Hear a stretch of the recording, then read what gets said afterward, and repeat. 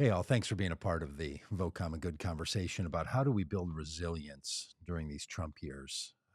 It's February 2nd, Sunday, and we are just 12 days into the Trump administration. It's been disastrous from the point of the common good in this administration already. And so we're talking about what can we do to build resilience in ourselves and our communities with one another and for our nation. So thank you for being a part of this. We're doing these daily here for this first week of making these videos, and then we'll do weekly videos over the next 207 weeks of the Trump administration. Just keep remembering every day is one less day that we have to put up with the Trump administration and the kinds of policy decisions and perspective that's come. But today's piece of encouragement actually comes from my life when I was an ultra distance runner. I've been a runner for the last 15 years or so.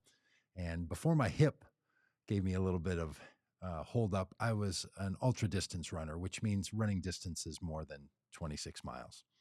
So I'd run 35-mile races or 50-mile races, a 100-mile race, a 24-hour run, where instead of measuring by the distance you're going to go and see how fast you can do it, you run for a set period of time. 24 hours were the ones I like to do, and see how far you can go in that distance. And there's a certain rhythm and a certain thing that you experience when you're running for 24 hours or 26 hours, those kinds of things.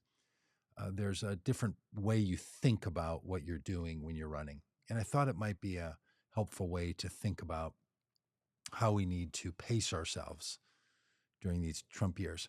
When I was a distance runner, ultra distance runner, I made up these little cards on big laminated pieces of paper that I would have at my food and fuel stops.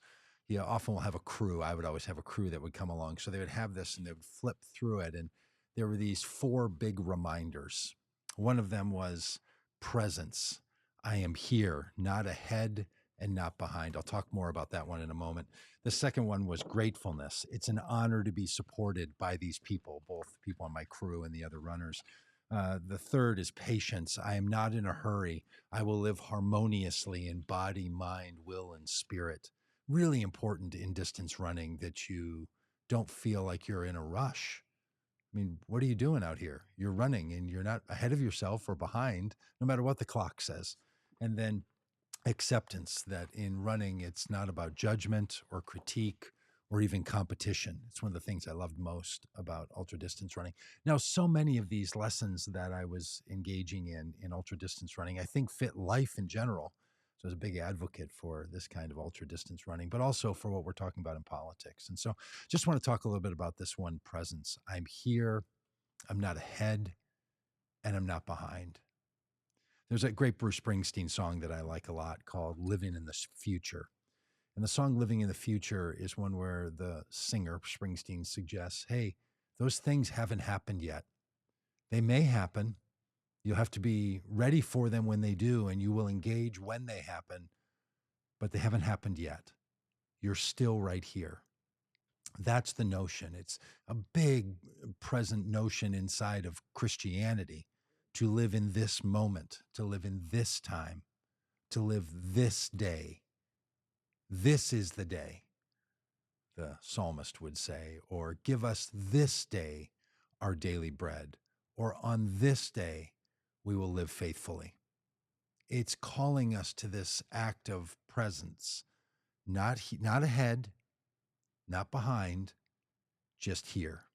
And I think there's something really powerful for us in developing the resilience that we need. It's easy to think. In fact, I was in some conversations with people in the last couple of days about, well, what do you think is going to happen? What do you think is going to happen with the tariffs that went into place yesterday?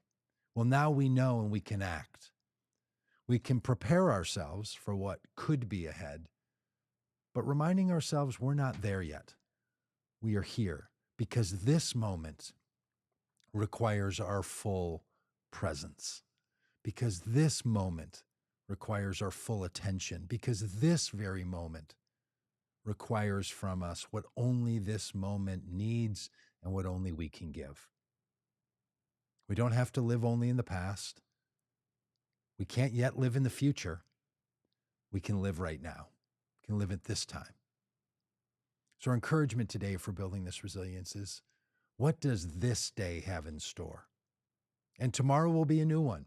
And there may be things that you're called to do tomorrow that you're not called to today. So that famous prayer that Jesus is teaching his disciples, give us this day our daily bread, is this great reminder. So thanks for being a part of O Common Good. If you follow us on our YouTube channel, thank you. It's one of the places where it's easier to share these videos if you're up for it and willing to share them. Be sure you're with us over at votecommongood.com. And thanks for being a part of all this good work. And thanks for caring about the common good and for making it possible for all of us to pursue something better than just our own self-interests. So find a way, if you would, to love yourself and to love one another.